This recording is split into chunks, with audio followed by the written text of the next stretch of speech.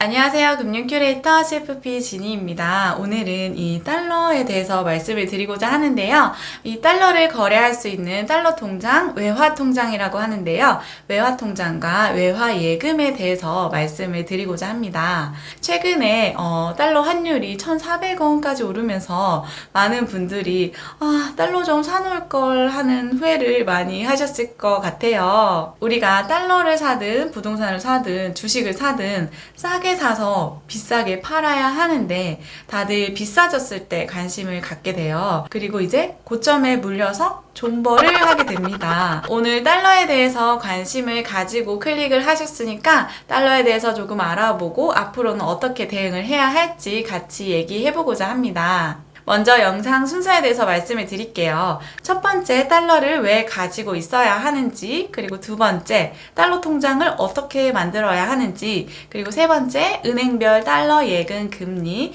그리고 네 번째, 달러 예금의 장단점에 대해서 말씀을 드리고자 합니다. 먼저 첫 번째, 우리가 왜 달러를 가지고 있어야 하는지, 그리고 달러 투자를 왜 해야 하는지에 대해서 말씀을 드릴게요.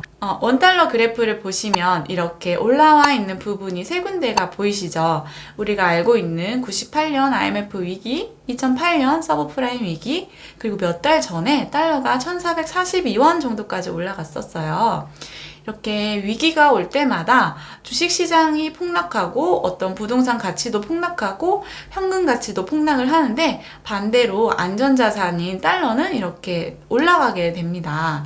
그럼 이렇게 위기가 왔을 때 달러의 가치가 이렇게 올라간다는 걸 알고 있는 투자자들은 미리 준비하고 있던 달러들을 다 이렇게 올랐을 때 팔아서 그 돈으로 주식이나 부동산을 매수해서 또 다른 이제 부자, 자산가가 탄생이 되는 거예요. 그래서 우리는 달러가 1,100원 가까이 오면 달러를 차곡차곡 모아서 목돈이 되면 달러 정기예금에 예치한다거나 아니면 증권사에 달러 발행어음이나 달러 RP에 장기적으로 예치를 해서 달러를 내 자산의 포트폴리오의 일부처럼 장기 보유해 나가셨으면 좋겠습니다. 두 번째는 달러 통장을 어떻게 만들어야 하는지에 대해서 알려드릴게요. 우리가 은행에 가면은 입출금 통장을 제일 먼저 만들어요. 그리고는 적금, 예금, 펀드, 청약 이런 식으로 여기서 이체하도록 되어 있잖아요. 달러도 마찬가지예요. 외화 입출금 통장을 제일 먼저 만들어야 되고 그 다음에 외화 적금, 외화 예금 이런 식으로 여기 입출금 통장에서 이체를 하는 거예요. 외화 입출금 통장에는 달러뿐만 아니라 달러, 엔화, 유로 이렇게 다양한 통화를 넣을 수 있게 되어 있어요. 여러 가지 통화가 들어가기는 한데 사업 자금이 아니라면 거의 달러만 이용을 하는 편이에요. 왜냐면은 엔화나 유로화나 이런 거는 수수료가 조금 비싼 편이라서 거의 달러만 이용한다고 보시면 됩니다. 달러 투자를 할 때 통장 만드는 순서 알려드릴게요. 먼저 거래하는 은행에 외화 입출금 통장을 만드는 거예요. 은행 지점에 가서 해도 되는데 요즘에는 모바일로도 다 가능합니다.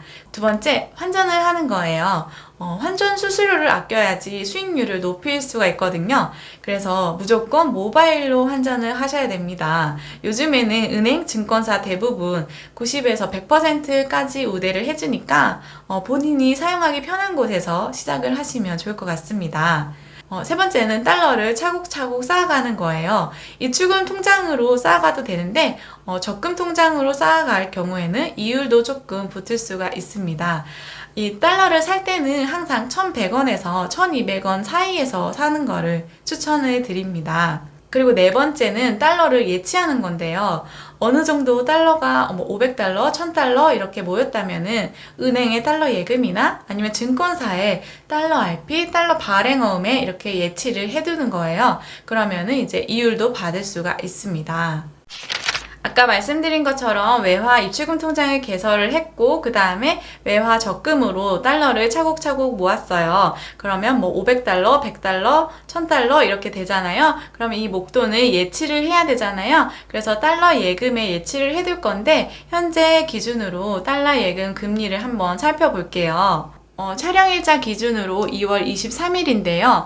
달러 예금 금리는 매일매일 변동을 하기 때문에 가입 전에 꼭 체크를 해주시면 좋을 것 같습니다. 신한은행, 국민은행, 우리은행, 하나은행 순으로 비교를 해봤는데 달러 정기예금 금리가 1년제 제일 높은 게 우리은행 5.2% 주고 하나은행은 4.66%까지 주고 있어요.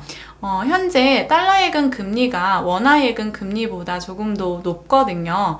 미국의 지속적인 금리 인상 때문에 이렇게 달러 예금 금리가 많이 올라와 있는 것을 볼 수가 있습니다. 네 번째, 달러 예금의 장단점에 대해서 말씀드릴게요. 먼저 장점을 말씀을 드리면 환차익에 대해서는 비과세가 적용이 됩니다. 달러를 내가 1,100원에 사서 1,400원에 팔았어요. 그러면 이 차익이 있을 거잖아요. 이 차익이 100만 원이든 1,000만 원이든 내가 달러를 많이 사서 차익이 1억이 발생을 했던 이 환차익에 대해서는 세금을 내지 않고 비과세로 내가 가져가게 됩니다. 여기서 주의하셔야 할 게 환차익에 대해서는 비과세지만 달러 예금에 대한 이자, 5%에 대한 이자에 대해서는 원화 정기예금과 똑같이 이자소득세 15.4%가 적용이 됩니다. 그 환차익에 대해서는 금융소득 종합과세 대상에 포함이 되지가 않습니다. 하지만 그 5% 이자에 대해서는 금융소득 종합과세 대상에 포함이 됩니다. 우리가 이자나 배당으로 1년에 2천만 원 이상 소득이 발생하게 되면은 나의 다른 소득들과 합쳐서 근로소득, 사업소득이랑 합쳐서 금융소득 종합과세 대상이 되는데 여기에 환차익으로 2천만 원, 1억이 발생을 하더라도 금융소득 종합과세 대상에 포함이 되지 않는다는 거예요. 마지막으로 이 달러 예금도 예금자 보호 대상 상품에 포함이 된다는 거예요. 원금이랑 이자 합쳐서 원화로 5천만 원까지는 예금자 보호법으로 보장을 받을 수가 있습니다. 단점에 대해서 말씀을 드리면은 환차손이 발생을 하는 거예요. 아까 1,100원에 사서 1,400원에 팔면은 300원의 이익이 생겼잖아요. 근데 반대로 1,400원에 사서 내가 만기 때 1,100원이 되면은 손실이 발생하게 되는 거예요. 물론 만기 때 환전을 안 하고 만불 그대로 달러로 가지고 있다면 당장 환차손이 생기지는 않아요. 나중에 1,400원이 올 때까지 존버를 할 거야. 이러면 이제 존버를 하셔도 되긴 합니다. 근데 시간이 좀 오래 걸릴 수도 있겠죠. 그래서 달러를 살 때는 달러 평상시에 1,100원에서 1,200원 사이에 움직이잖아요. 어느 정도에서만 사시고 지금처럼 1,300원, 1,400원에 사는 거는 조금 주의를 하셨으면 좋겠습니다. 오늘 이 영상을 보신다면 달러 통장을 꼭 개설을 해보시고 모바일로 바로 되니까 개설을 해보시고 그 다음에 1달러를 환전을 해보세요. 오늘부터 모아가세요 라는 말은 절대 아니에요. 왜냐면 지금 달러 환율이 1,300원이거든요.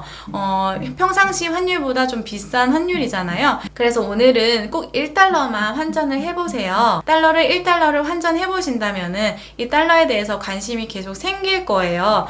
오늘은 달러가 얼마지? 하고 찾아볼 수도 있을 거고 그러다 보면 다른 경제 뉴스도 접할 수 있게 될 것이고 금융에 대해서 관심이 조금 더 많아지지 않을까라는 생각에서 1달러를 환전해보라고 말씀을 드리는 겁니다. 영상을 보고 이런 게 있구나 하고 넘어가게 되면은 다음번에 기억이 안 나잖아요. 1달러 1,300원이니까 1달러만 환전을 해서 앞으로 달러에 대해서 관심을 꾸준히 가지셨으면 좋을 것 같습니다. 달러를 보유하는 목적은 여러 가지가 있겠지만 오늘 말씀드린 안전자산의 일부로서 장기 투자를 해나가자, 내 포트폴리오에 달러를 담아가자 라는 게 있을 수 있고 그 다음에 유학자금이나 해외 송금을 보내야 할 경우, 여행을 가야 할 경우가 있을 수 있고요. 환테크를 목적으로 달러를 보유하는 경우도 있을 수가 있을 거예요. 저는 앞으로 달러 환율이 조금 안정되고 환율이 1,100원 가까이에 오면은 달러를 사서 차곡차곡 모아갈 예정이에요. 그리고 모아서 목돈이 되면 달러 예금이나 아니면 증권사의 달러 RP, 달러 발행어음으로 목돈을 예치해 둘 것이고 어떤 위기가 왔을 때 달러를 팔고 가치가 하락한 부동산이나 주식이나 이런 자산을 매입할 수 있는 기회가 있지 않을까라는 생각을 해봅니다. 오늘도 끝까지 시청해주셔서 정말 감사합니다. 안녕.